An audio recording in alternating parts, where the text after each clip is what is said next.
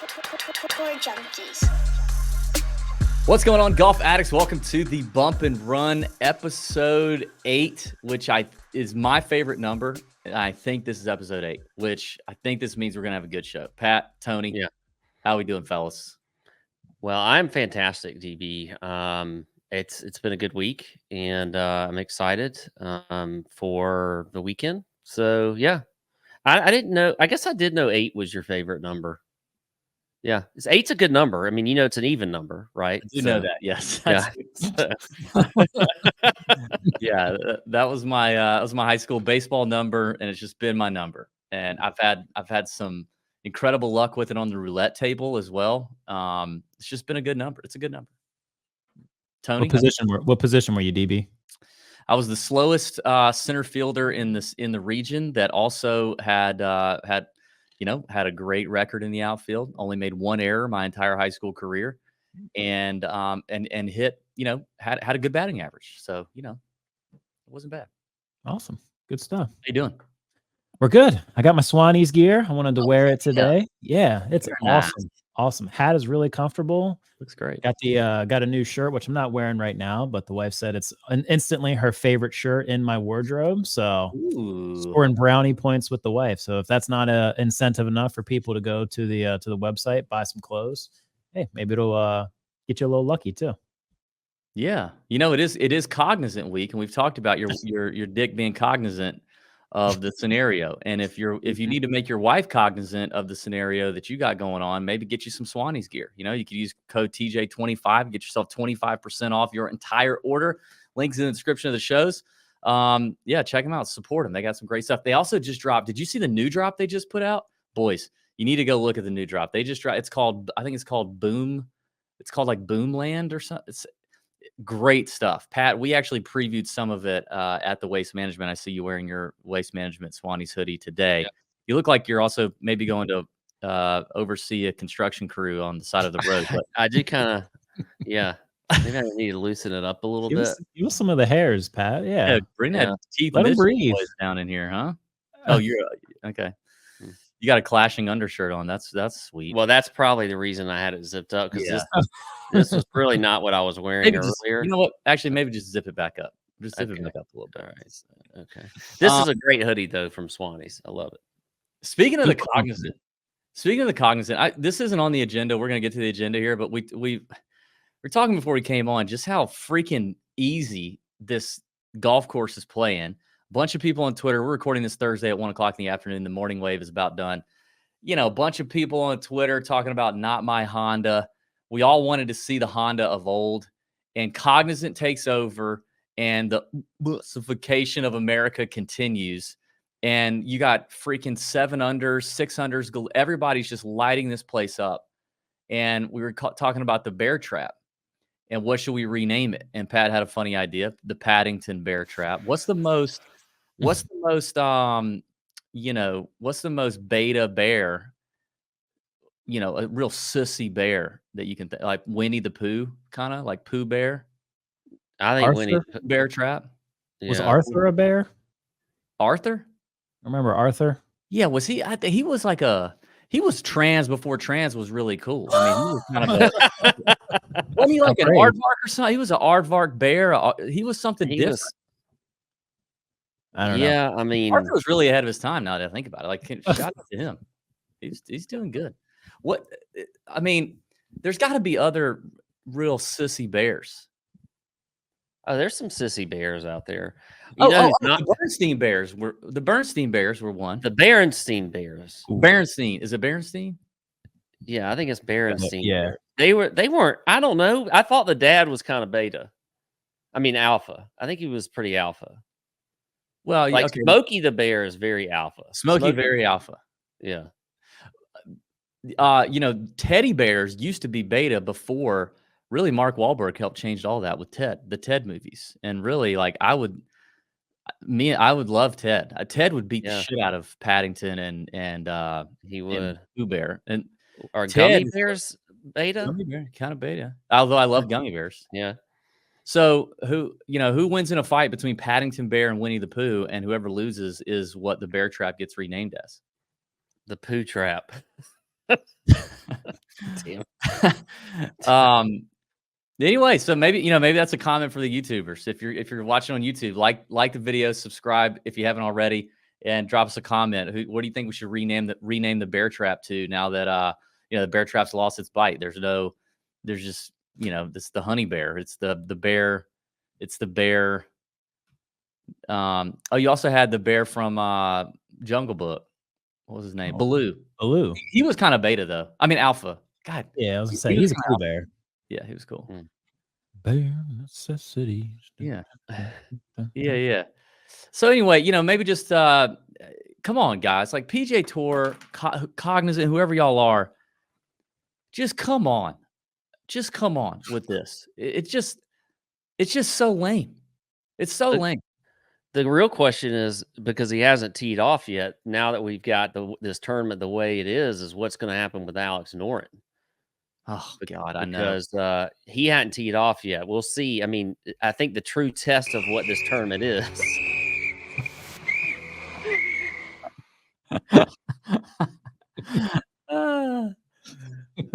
The rape whistle buddy bet of the week was Alex Noren. We got to have your buddies on board when you're throwing down a bet with Noren. And now it seems like, guys, we've stumbled into the dangerous Noren parking deck, and it's been gentrified. They've really painted it up, and it's real nice, and there's security guards, and all the homeless have been run out, and you feel safe walking to your car, which is nice, but that's not the kind of setup Alex Noren needed. We were banking on some difficulties, some trials and tribulations with Alex at PGA National. And that doesn't appear to be what we're going to get today or this whole freaking weekend. Maybe the wind tomorrow. I mean, it's supposed to blow tomorrow. Maybe that helps. All right, let's get into it. Tony, hit us with the topics today. All right, a lot of good stuff this week, fellows. We'll start off with the long-awaited return of Anthony Kim. This is a guy who's kind of gone down now in like the folklore of golf over the last decade. I remember working with PGA Tour Radio. That was right around the time when I started on that channel, was right around when he had just kind of vanished. And we would get a caller once a week calling in and said, hey, what happened to Anthony Kim? And just nobody knew. And that happened for years and years. But this week, we finally get the return of Anthony Kim. He's back on the Live Tour, Jeddah this week. So King Abdullah Economic City, to be exact. Just so you know, Your Excellency. So I wanted to ask you guys kind of about that lore. He was a little bit before, I guess, my time of really working in the golf industry. Before then, I was, kind of just watch the majors, that kind of thing. Obviously, Tiger was the big name throughout the 2000s and whatnot, but I didn't really know or get or understand kind of the lore of Anthony Kim. So do you guys have any of that kind of just memories of him? And then how excited are you guys to watch this week? Pat, I'll throw it out to you first. Yeah, I mean, I certainly remember when he came out. I think, Anthony was super talented. He has a great swing. He was very flamboyant, had the big belt buckles and everything. And there's a lot of moments that he had that were just huge, like in a win, I think at the Wells Fargo, and then at the Ryder Cup, played well. And so to me, AK was one of the first sort of like, I don't want to say new age, but he just he kind of bucked the trend a little bit about what the normal golfers looked like and acted like. And I like that. Actually, I was, even though I'm a little bit old school, I gravitated towards it. I liked AK. I thought he was, great for the game. As far as now, it's funny to me, after all this time of wondering where he is and what's going on, and then now all of a sudden he's back playing, I actually don't think the excitement is to the level that I thought it would be. I thought people would be going nuts. It would be like, well, why is that? It's because it's live. It's live. Yeah. But it is though, I mean, it'll be very interesting to see how he plays in this first, round back. And I'm excited to see what it is. I don't care what tour it is. I think I feel like if he's doing this, there was obviously some research behind it of, hey, can AK actually still play golf? I'm sure like Greg Norman and whoever else that was deciding on this didn't just like say, yeah, come on back and we'll pay you some money. I mean, I think there was probably a few tests that he had to go through about his game. But I'll be interested. So I'm excited to see DB. I don't know what your thoughts of AK are, because you come from a little slightly younger generation than me. Yeah, I was watching golf back then. I wasn't watching obviously near as much as I am now, but I was definitely aware of AK and thought it was cool that he was different. He seemed edgier. He dressed different. He was flashy. I remember the Ryder Cup stuff specifically with him.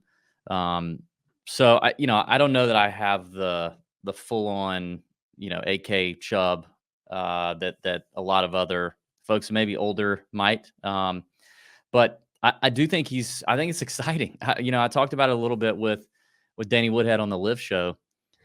The fact that, I mean, he truly has been a Sasquatch in the golf world. He has absolutely succeeded, which is crazy to think about, that between 2012 and today, someone can be as off the grid, off the radar as Anthony Kim has done.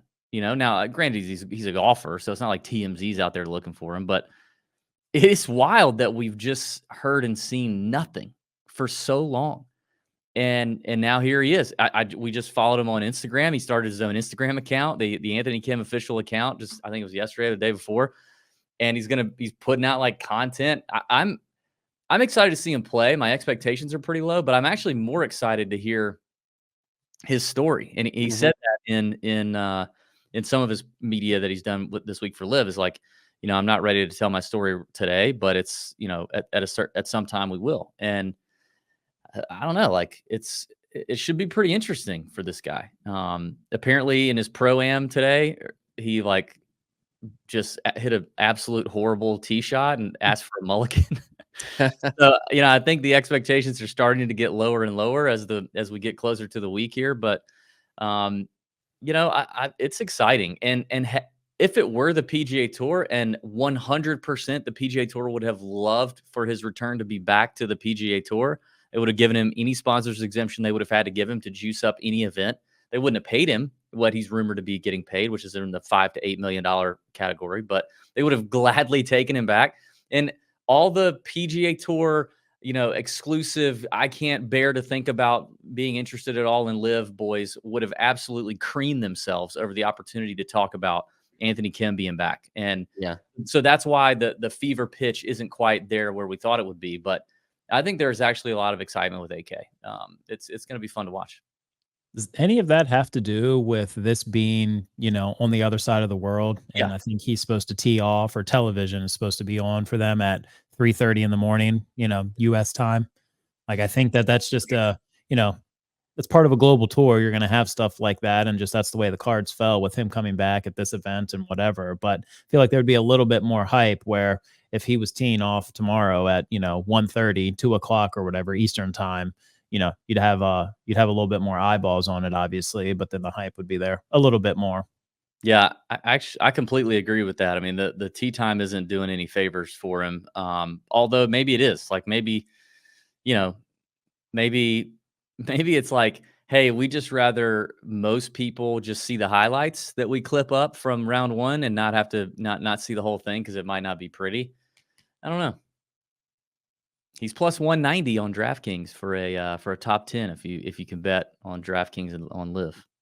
Top 10 plus 190, 150 to 1 outright. Yeah. The content that they've put out, that he himself has put out, his I'm just here to bust everyone's ass, coming out and coming back. Like you said, the Instagram post, and then Liv's post with Slim Shady's "Guess Who's Back" as he's rolling up in an escalator. Very good. He's rolling up. It was good. I thought that was great.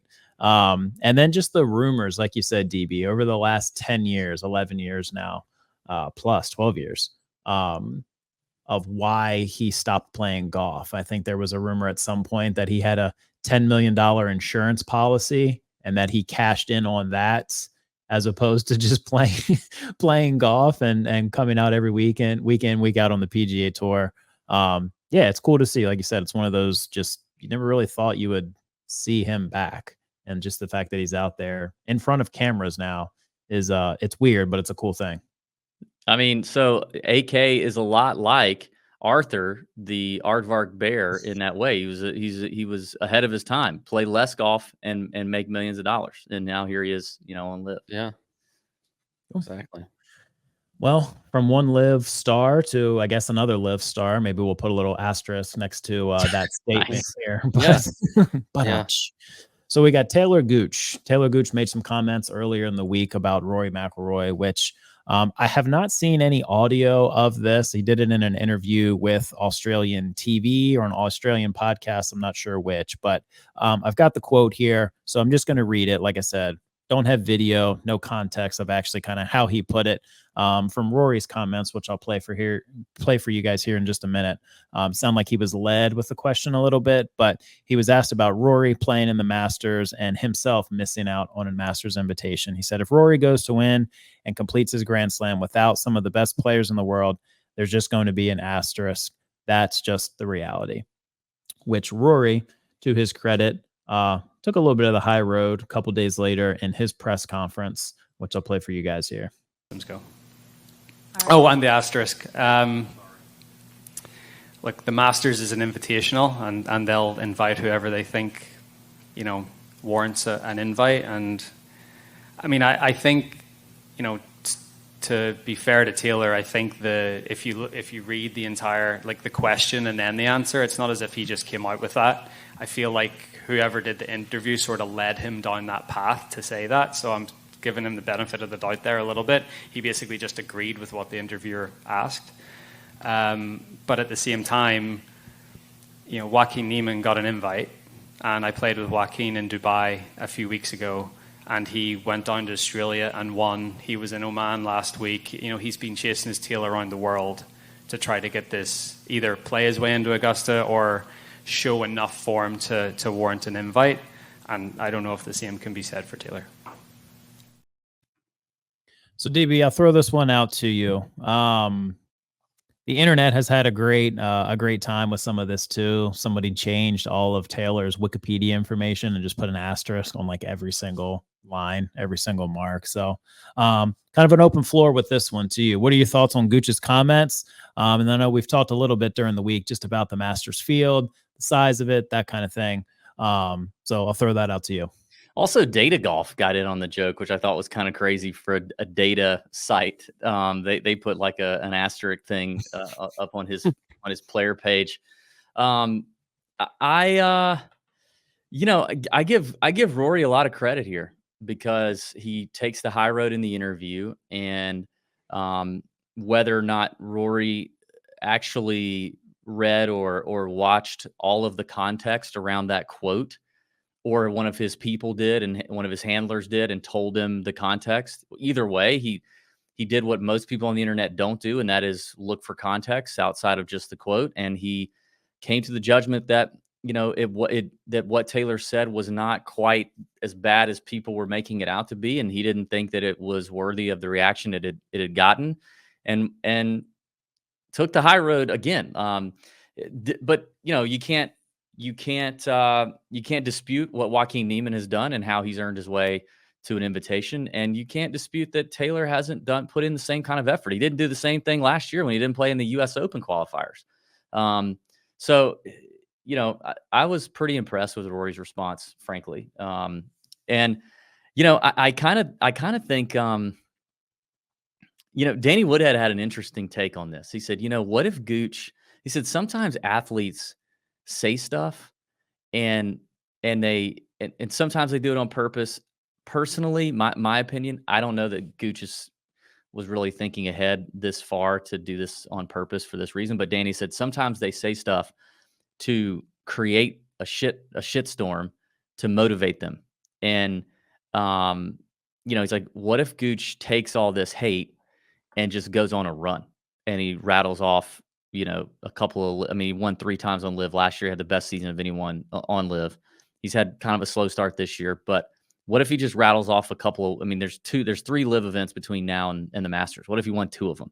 Do you think the Masters would invite him based on that alone? I'm like, probably not, because I mean, you just cut yourself off from being invited to the Masters by saying that their tournament isn't legit unless they do something that you think they should do. But an interesting thought nonetheless. Pat, what do you think?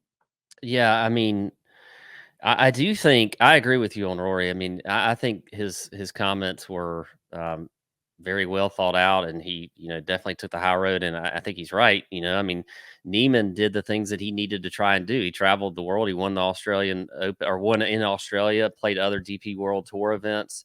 I think, he didn't get in because of his play on Live. He got in more because of that. Right. Now, does Augusta National look at a Gooch play like you're talking about in the next few weeks if he goes on a run? I don't know if they will, but to me, Gooch is one of the best players in the world. He is a player that should be in that field, but under the way that, the Masters is as an invitational right now, he just wasn't getting in. And so I think that for me, it's just one of the. I do not think that Rory would get an asterisk. I mean, first off, the Masters field really is probably the weakest field of all the majors. It 100% is. Yeah. The weakest field. So, but it's been that way, and I think most of the good Live players that are there are going to be there anyway. I mean, but that number is lessening each year as their certain exemptions are running out. So, I mean, I think it's down from, was it like 18 or 19 last year? I think it's 12 this year. Yeah. And it would theoretically, unless they change something, continue to get less. So I'll move it over to this. I've actually been thinking about this, and I don't know anything, obviously, about what the Augusta National would do. But I have I don't know why. I just have this feeling that when, Chairman Fred Ridley does his annual press conference, that they might change up a few things with their qualifications this year. That's a hot take that I'm thinking. I don't know for sure. Now, I don't think it's going to include, like, Live players will be included, but I just think they might do something different. One of the things we've noticed is they always seem to be kind of ahead of the game with a lot of things. They did this with the women's amateur, having it on the course there. They've done it with, having the Asian amateur make it into the field. The Latin America amateur making it into the field. I could see them just, potentially seeing what we see, which is that the world golf rankings the official world golf rankings are not entirely reflective of all the best players in the world as it is right now, and them thinking of an innovative way to try and get a better field for their golf tournament and their invitational. So we'll see what happens, but that's kind of just a hunch that I think could happen this year. I like that. That makes me happy. I hope it is too. I mean, I think, before Live, there wasn't really any conversation about, strength of field in big time events, or getting all the best players in the world playing against each other and that being the true test. There wasn't any of that conversation. And it didn't start because the Masters field remained weak, but they've begun being kind of lumped into that conversation when you start talking about the majors and you start talking about, well, I mean, even the Masters doesn't have the best in the world competing. It is a weaker field for a major to have all the prestige that it carries. And I'm sure Augusta has heard that chatter. And that's not something that they want to have, being talked about. I could imagine. So, I hope they do expand how people get in. I hope they make a commitment on strengthening the field. That would be fantastic. Cool. All right, fellas, good stuff there. We'll go on to the third topic that I've got for you guys. We've got the match 9, which was on Monday. DB, shout out to you for your DB College video that we did over the weekend. Got some good comments, some good YouTube love from that. So it's cracking up just putting that together. It was very, very well done. Thank you. But I wanted to go over this. So we had the match. We had Rory win it. It was a skins format. Rory ended up winning 3 skins throughout the match. The only other person to win a skin in this match was Lexi Thompson. Yeah. Yeah. So it did go to a tiebreaker, a closest to the pin tiebreaker. But even with all that, even with DJ Khaled on the call as well, which apparently there was some Twitter chatter that DJ Khaled actually thought We have to he talk was about this. playing in the event. Yeah. So Yeah. I'll throw that out. There was kind of some fake news thrown at that with Paul Bissonnette interviewing, DJ Khaled at the event. But then that was kind of like retracted on his podcast as well. All that mixed in did not equal viewership. It was the lowest rated match yet. It only brought in, I believe, 200K. Yeah, 200K viewers for this event. So we'll start off with the DJ Khaled stuff. Is there any kind of fix, DB? I'll toss it out to you. Is there any kind of fix for this, or is this just kind of what it's going to be? If it's not going to be a Tiger and Phil like the first one, where you have those huge giant kind of crossing over sports names, is this just what it is, or have we seen the end of the match? I don't know. It's definitely lost its juice. I mean, I watched the first, me and Pat were texting. I watched the first maybe 4 or 5 holes because, and actually my accomplice in filming DB Khaled, my son Collins, I was like, dude, DJ Khaled's about to be on the match as a cart commentator. And he was like, oh, we got to watch it. So we were watching it to laugh at the ridiculousness of DJ Khaled. Well, he didn't make an appearance till they were on like the 3rd hole. And then when he made his appearance, typical DJ Khaled fashion, it just became all about him and him beat. I've never seen someone. I can't imagine very many people in the world bragging to the level that he bragged about beating Charles Barkley in a par 3 contest. That the rumor did get thrown out there. Well, I guess No Laying Up, credit to them, had probably Max Homa, because they're very close with Max, confirmed that a source close to the situation said that DJ Khaled actually thought that he was in the match until he got there that day. And then when he realized that he was not, he just had to have something. So him and Charles played. But then when you also throw that into, did you see the clip of Rory on the range beforehand? It was like, he was like, what world? The tweet was like, what world is this? Like, only Rory is on the range warming up. And then they pan over and Khaled has like raked 15 balls from a bucket. And he's like got them all over on the far left side of the range. And he is whacking balls into the night, and you add all that up and then you add what we know about DJ Khaled. So then Paul Bissonnette, Biz Nasty, in the cart with DJ Khaled, kind of asks him about it. Khaled completely avoids answering the question and kind of pivots right back to him beating Charles Barkley.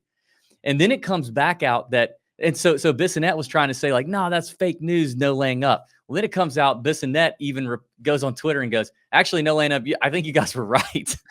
Like Khaled legitimately thought he was playing in the match and he's not in the match. The guy's IQ, listen, I'd said I'm starting to like him a little more after doing DB Khaled. And he has grown on me a touch. He is funny, but you do kind of feel like you're laughing at the kid in class that just genetically doesn't have what most other kids in class are dealing with. And you kind of feel like he's not at the point where he has to be in a different class, but he just barely beat it. You know what I mean? He just barely beat it. And he's an idiot, man. He's an absolute idiot. The match has no juice. First of all, so I told you I watched 4 holes. I saw the DJ Khaled thing. I was like, all right, that's enough. I can't take any more. And the match is 12 holes. It's probably 9 holes too many. It is too long, way too long. And when these people are playing for charity, it just doesn't feel like it has any juice. Like the Phil Tiger match felt like it had juice because they told us it was their money. I think, if I remember correctly. Mm-hmm. Whether or not that was true, I don't know. But they told us it was their money. The Bryson Brooks thing had juice because those guys legitimately, seemingly did not like each other. And so you didn't care about the money. But like the charity thing, I just don't think matters to people anymore. I think they glaze over. and it's just flat. But I don't know how to fix it. Pat, what do you think? Yeah, I mean, God, there's a lot there. First off, I thought when I first saw that Khaled thought he was playing in the match, that I was like, "There's no way that's true. There's no way. There's no way there could be anybody that's challenged to believe that they would have been playing in the match against with 4. Bring me the Potter. So that's just shocking to me. But anyway, I mean, look, I did watch a lot of this. To me, there were some pretty interesting parts. I mean, first off, Charles Barkley is so fantastic in anything that he does. I mean, he makes it, at least more tolerable because he's just funny. Max Homa was very funny, I thought. Just has some good dry humor and whatever else. Yeah. I mean, I thought he was pretty good. Rory's just Rory. I mean, it was very obvious that Rory was. I mean, he was the class player there, and there was some kind of like not so great play. But things like this, I just don't know how you get them to be as big as like a Tiger versus Phil deal when there's not really anything on the line. It's for charity. All of these players are great, and Rose Zhang is going to be a star on the LPGA tour, and so I think it's fine, but it just seems like it's sort of played out at this point. And I feel like the only way you probably could make it a little bit more entertaining, I think DB's right. You shorten it a little bit, turn it into like a 2-hour show or whatever, and play 9 holes or whatever it is. But you probably do have to bring in people from other sports that, can, maybe bring in that crowd of people that are like when Peyton and Tom Brady did it. I kind of watched it that year. Justin Thomas was pretty funny as a commentator. So I think, maybe that's what you do. But it to me, it's just, the whole thing is kind of cringe in the first place. So I just don't know how you really get it to be like this huge event. Did it used to be pay per view too? Like when they first started it? I don't remember that. Maybe it wasn't. Why? Let me ask you this: why does this not work? But Grant Horvat and Micah Morris versus Fat Perez and George Bryant. Like, why does that work and this doesn't? I think, to be honest, those are all they're better personalities to watch. And not Max Homa. You take out Max Homa, but yeah, I mean, they are used to they do that for content. That is they're not out there just trying to play good golf. They're doing it to entertain people. Whereas these 4 are golfers that are trying to turn into entertainers for a night, which is I would assume, very hard for them to do. So Max Homa is sort of a natural at it, but the other 3 certainly are not.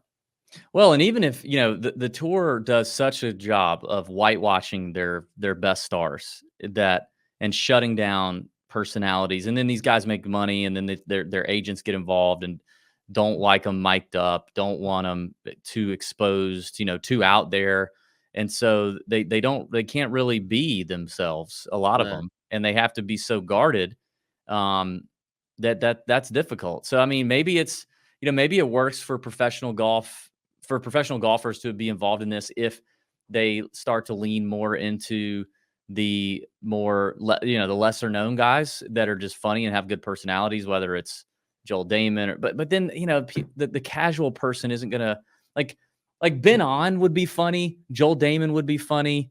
Some of these like Patton Kizzaire's hilarious. Like, we know plenty of guys would be funny, but if you put them up on a Capital One announcement, everybody's gonna be like, "What? No way." So like the tour has a problem because they don't let their biggest stars be themselves and be people and be, you know what I mean? Like when Marshawn Lynch was a stud, the NFL put Marshawn Lynch everywhere. They mic'd him up. They had him everywhere. And was he a liability? Yeah, he kind of was. But like, yeah, the tour just does such a job of sheltering their stars. And I don't know if it's the tour in combination with their agents, but I don't know, man. I could see the match next move being two PGA Tour players and 2 YouTube stars. See, I was going to say that if I'm assuming that the tour has something to do with Capital One, but if Capital One just said, you know what, screw it, we're going to have 2 live guys versus 2 PGA Tour guys. That might then, that would generate something. It's like everybody's saying, like, why don't we have a Ryder Cup that's, that's live versus, the tour, whatever it is. Like, what if Capital One just created their own live versus the PGA Tour thing? That would generate some which, the live guys would be like, yeah, let's go. But the question is, what would the tour penalize their 2 guys for doing that be? Like, what? Yeah. I don't know what kind of recourse they have on that or what the deal is, but I would imagine Capital One can invite whoever they want to invite. It's just the repercussions are going to be, I don't know how much the tour is involved in the Capital One thing, but that is a great idea. Yeah. Yeah, I think doing something with the YouTube stuff would be probably a logical next step, whether it's PGA Tour stars versus YouTube stars, and you've got some kind of handicap there, or mixing them up with a PGA Tour star and a Grant Horvat versus a Michael Morris and, Max Homa, whatever it may be. And then, I think shortening it up too. I think doing like even an hour, you know what I mean? Do it like it's a YouTube video. Do it like it's, exactly. Even produce it. You know what I mean? Like there's, if you've got Rory out there, and I didn't watch a single second of it. I saw you guys texting a little bit back and forth in the chat, but like, was Lexi really talkative? Was Rose very talkative? No. So when you're putting people out there, you do the mixed format. Okay, cool. You're trying to try a new thing, kudos to that. But, if they're not, like you said, if they're not personalities, if they're not entertainers, then it's just going to be a boring event and people are going to tune out. You got to lean into the betting side of it too, because when you remember when we did this during COVID, when we did a show because of, I think it was, I don't know if that was the Tiger versus Phil. I don't know what that one was, but there was a lot of betting centered around this thing. Well, there was this one too, but nobody cared, and they didn't advertise it. Well, they didn't lean into it at all. I mean, it wasn't on the screen ever. Like in that year, they had it like up on the screen like this, So I don't know. Maybe because of where it was, because wasn't that one weren't those in Vegas? It was like Shadow Creek. Yeah, I think you're probably right. I mean, and that's the thing too. Like the course looked cool. The palms looked, or the park looked really cool. I love the night golf thing. What I was sitting there thinking is like, or when I saw the numbers come out of how unpopular it was, I'm like, dude, good with a ratchet. NBC skeleton crew production and George Savaricas on the mic for that good Desert Open had at grass clippings in Scottsdale had 90,000 live viewers at a time. Thing's gotten over 1 million something views. And this thing with Rory and Max and 2 of the biggest names in women's golf, DJ Khaled, perfect production, gets absolutely nothing. Like it's crazy. Can I interrupt this programming? Alex Noren is 2 under through 2 holes. Saw that. He has birdied his first 2 holes. Okay, we can move. Buddy! Yes! Although he's setting us up he's setting us up perfectly. It's a long way to go. 70 more holes to go, hopefully, for Alex. God. Before we move on to the next topic, do you guys know DJ Khaled's real name? Oh dear. I certainly do not. I'll get that out the way. I don't know. Richard. 47-year-old DJ whose real name is Khaled Mohammed Khaled. Oh, snap. Okay. Interesting. He also had to change his name originally. His original name was Arab Attack, but then after 9/11, he decided to change his name. He said, "I dropped it because after the whole 9/11 thing, I'm not one of those ignorant people." Wait a second. You're not. This is not. Is that real? Is that confirmed? I'm a positive person. Arab Attack was mainly used for music, like we attack you with music. But when 9/11 happened, I said, you know what? I'm not going to use that name no more. I wasn't respectful to the people that went through some stuff. Wow. That is just adds more to the DJ Khaled. It does. Oh boy. We got to add that to the next DB Khaled video. Ooh, I don't know. I don't know if I should do that. Yeah.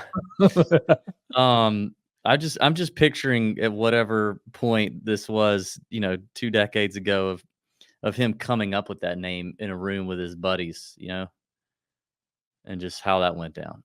Ooh, what about Arab Attack? Attack music. Yeah, and we're Arab. You get it? You know what I mean? The one friend in the room, like, hey, don't you think that could be? No, a music. The music. We're attacking the beat, man. The beat. Positive. Look what God did. All right. Oh dear. DB, well, I know you'll like this one. I'm going to throw it out to Pat first, though. So this week on PGA Tour Live, we've got Jake Marsh from Pardon My Take, who is actually a legit broadcaster trying to get in that. He's done some lacrosse stuff. He's done some college basketball, college football stuff for Barstool. But he is on the call this week for PGA Tour Live. So we've talked a lot in the past few months just about broadcasters, with Zinger no longer being with NBC, Kiz being in the booth. They tried out Brandel. I believe they have Luke Donald in the booth this week out at the Cognizant. So I wanted to throw this out, not so much of as far as broadcasters in the booth, who do you guys like to see, but maybe just some alternate feeds. The Manning cast has been pretty popular over the last couple years. I know they had a down year last year. Some of the excitement has maybe been lost from that. Kevin Hart has his own alternate feed during NBA Fridays, I think, on ESPN, which has had some funny moments and some funny clips and whatnot. But would you guys be interested in something like that? Whether it be a Barstool, some guys who are, aside from foreplay, maybe not super into the world of golf, but they're just kind of, funny, comedic, maybe a Nate Bargatze who is into golf, but maybe just listen to him for 3 hours as the golf is in the background and kind of simulcast. And then maybe he has a little set list or something like that, or just hear his thoughts on golf, something like that. Is that something that would interest you guys? Pat, I'll toss it out to you first. Yeah, for me, it would interest. I mean, I like watching like the Manning cast. McAfee does like during the college football national championship, and I think the semifinal games, he does a kind of an alternate broadcast too that I think is pretty good. It's not something I like always stick on the whole time, but I like to flip over and kind of see what's going on there. And they also post on social media while they're doing it, so you kind of get to see like, oh wait, I just missed that they were doing that. And so I think an alternate broadcast could be good for golf. I would certainly watch it. I think one of your last things that you said, like Nate Bargatze, I think a comedian would be pretty good, that knows golf, though, that at least like can make like kind of like what Charles Barkley does during the match. Like he would make some kind of funny quips here and there about, the game of golf. And, he almost kind of made fun of what announcers say too. Like if an announcer says, well, it's on an upslope, this is an easy shot. And Barkley would say like, I don't understand why that's an easy shot. Or, like he would question that a little bit. So I think having a comedian or like that doing an alternate broadcast would be pretty good. So I would definitely tune in for it, and I'm definitely for it. Yeah, I think so too. I tried to tune into Jake today, and I kept bouncing around on different feeds, and I don't feel like I heard him. So I don't know. I don't know how he's done, but I listen to Pardon My Take quite regularly, and know Jake Marsh, know his nerd nuggets, and know that PMT likes to talk about his hot mom and all that good stuff. So I mean, I like Jake, but I don't know how he did. I'm definitely a fan of the alternate feeds. I don't know that Jake Marsh is probably the guy. Like, I think it would be better if Big Cat or PFT did it. I don't even know they have to know a lot about golf. Like, those guys are just funny, and it could be funnier to hear. I mean, you need somebody on there that knows what they're doing, but funnier to hear people that don't know a lot about golf talk about it. Could be a good time. It involves the tour loosening up and like unbuttoning your effing shirt a little bit and loosening the tie, letting the product, breathe a little bit. And God dang it, like give us a little side tit, right? We talk about that on the show before. Like, just let's not be so buttoned up. And that means like from a tone, but also Like the tour's locked down with it. I bitch about this all the time. The DMCA situation and how they shut down people videoing stuff, highlights from TV or highlights from the golf course they shut down, or videos or whatever. Like they're the only major tour that does that. They got to stop that, and they got to open it up. So if they were willing to open it up to somebody like Barstool or a Bob Does Sports feed or whatever, like I think that would be fantastic. We got to grow the game somehow. We got to get people watching somehow. Right now, there's less and less people interested. Maybe we don't have to grow the game though. Actually, we've definitely been thinking a lot about that. The fact that the grow the game, the golf is a gentleman's game, I think that's the biggest crock of crap I've ever heard. I look back and see, like, when you go out with your buddies, what are you doing? You're usually having, you're drinking, you're out having fun, you're out having a good time. When you go to these events, look at the most popular event on the PGA Tour is the Waste Management Phoenix Open. When I was watching the Jack Nicklaus documentary that Golf Channel put out a couple years ago now. But they had a putt from like the 20s or something like that, where as soon as the putt went in, and this wasn't Jack, but I just saw a highlight of it or whatever. As soon as the putt went in, everyone crowded around the hole, like punching each other, trying to get the ball out of fans get the ball out of the cup. So the fact that this is the gentleman's game and we need to be buttoned up and all that kind of stuff, I think there's a respect level. There's that kind of thing where there's certain rules and you got to follow some guidelines, that kind of thing. But the fact that this is just a gentleman's game dating back to the 16, all that kind of, I don't know. I've never bought into that. I think golf's been whitewashing its people for centuries now, right? Like, I mean, if you don't think that the best golfers in the world in 100 years ago were not drinking beers, gambling on the course, gambling in cards in the locker room after, refusing to let, certain people access their club.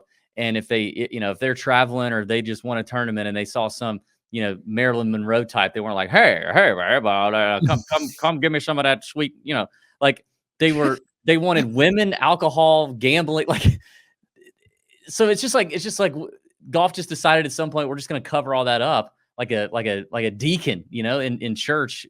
It's just, it's freaking dudes. Like it's mainly dudes. And we just want to play golf, drink, have a good time and be normal people. These guys are normal people. Right. But I don't know. We just decided that at some point we got to make them all squares and, just, I don't know. Pat, how does that strike you as a Augusta Country Club child of? Why do you always go back? Uh-oh. Jeez. How is that okay? Does that sit well with you? What do you think? I mean, I agree. I think the golf these days, well, I mean, for a long time has not been a gentleman's game. I feel like that came from like the 1920s when I see pictures of, these golfers with their caddies and they're wearing like full on suits playing golf. And, they're just like, it's just so old school. Like it just, and to be honest, to me, the tour sort of tries to keep that going a little bit. And they just need to, like you said, like, just go ahead and like, let's just be what it is. Let our players be who they are. Don't worry about getting canceled all the time, just like, with anything else out there. And I feel like the tour is just like, I see it, DB, and I see it when we go to a tour event under media credentials. I get more mad about it than DB does. You remember like when we were at the Waste Management, like, I can't even remember what it was, but I was just like, because we had to go meet another media guy there. I was like, what is this? Like, why are all these handcuffs on us? It's not like we get out there and just, misbehave the whole time and whatever. It's I don't know. A lot of it does tick me off. It's time to loosen the reins a little bit. They were very worried about the tour junkies, and they needed to be more worried about the guy creating the 50-foot high beer snake on 16. Yeah, seriously. Yeah. Anyway. All right. Good show, boys. Good stuff. Episode 8, I think, of the Bump and Run in the books. Like, subscribe, comment. What kind of bears the bear trap? Any other topics you think we need to cover? I really want to do this. Maybe we do it next week, guys. I want to do like a draft. I want to like start working in drafts, like snake drafts where we pick certain things. And I think next week we put it on the agenda, snake draft of our favorite golf social media accounts, the best golf social media accounts, and we I like highlight that. That's a a good one. handful of those. And if listeners, viewers out there have comments or ideas on something else we could snake draft and pick, let us know. Put that in the comments. That'd be great. Thanks for watching. We'll see. It depends, buddy. We got to figure out the order. Okay. All right. Thanks for watching. Have a great week. See ya. Out. Fired up. Is that what you said last time? Is that the same thing? I kind of think the running thing needs to be you trying to come up with something every single show. Like Yeah, do something something. That's what I'm doing. Yeah. Yeah.